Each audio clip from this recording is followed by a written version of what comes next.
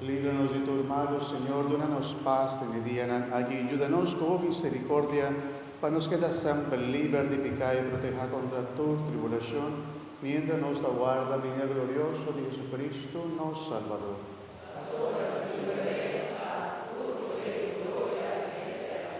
Señor Jesucristo, vos avisa vos apóstol, en la mitad larga vos paz, y paz mitad una voz. No mira nos pecanan, sino fe de tu iglesia, y según vos voluntad, danos paz y unidad completo.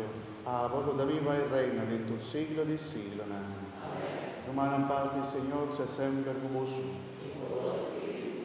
Y como hermana de Cristo Jesús, háganos desde otro Padre.